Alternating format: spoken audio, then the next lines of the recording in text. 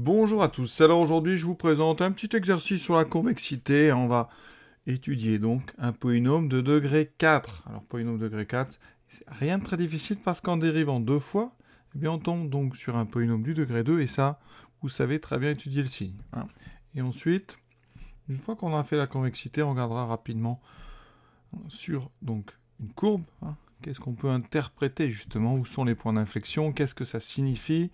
Quelles sont les tangentes importantes? Donc on est parti tout de suite, on dérive une fois, deux fois. F est un polynôme, donc dérivable sur R. Hein. On peut l'écrire, F est un polynôme.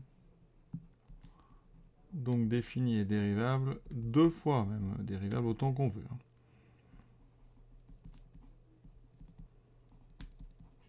La dérivée. Donc 4x4, on va aller doucement, ça fera 4 fois 4x3 plus 2 fois 3x2 moins 2 fois 2x. Hein, je vais dériver. On va essayer de ne pas aller trop vite. Ça serait bête de se tromper à cet endroit-là. Donc 16x3 plus 6x2 moins 4x. On vérifie rapidement. Vous voyez, c'est bon. Il faut être sûr à 100% dans ces choses-là. Alors, f seconde, 16 fois 3x2. On écrit tout de suite, hein, en fait, 48x2 plus 6 fois 2x, donc 12x moins 4, moins 4. Comme prévu, on est arrivé sur un trinôme du second degré. Et donc pour la question 2, eh bien, on va partir sur la recherche des racines, s'il y en a. Alors, notre trinôme. Ici, les coefficients, si vous remarquez bien, ils sont tous multiples de 4. Ça, c'est très intéressant comme remarque. Donc on va éviter de prendre a égale 48, b égale 12, c égale moins 4. On va factoriser par 4.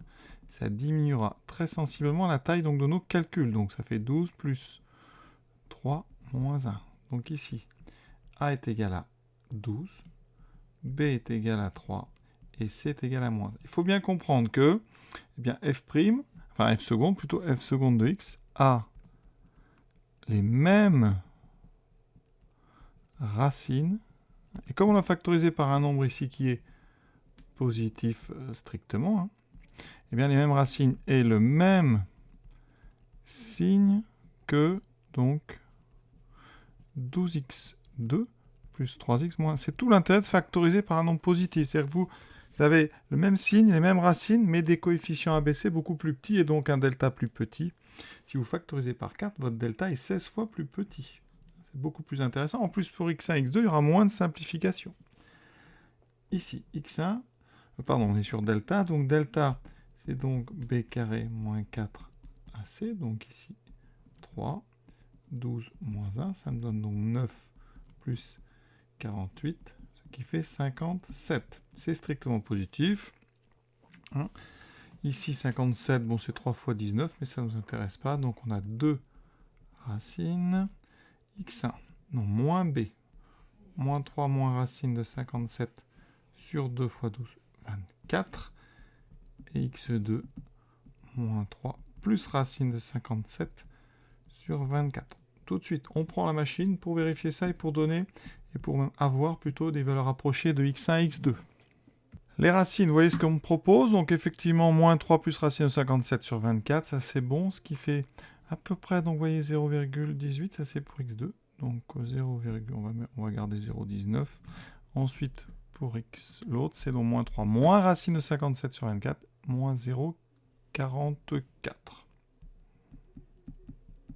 Voilà, on est prêt pour le tableau. Ça va donc donner, ici pour le signe de f seconde. Donc on va avoir x1, x2, alors vous pouvez les écrire dans le tableau. x1 est bien plus petit que x2. f seconde, donc s'annulant x1, x2, c'est ses racines. Le coefficient a, il est positif, donc on est plus, positif donc à l'extérieur des racines, et moins au milieu, donc f. Cela donne donc sur moins l'infini, x1, f seconde est positif, donc f est convexe. Ensuite, f sera concave entre nos deux racines, puis convexe. Et on signale, comme il y a changement de convexité, deux points d'inflexion.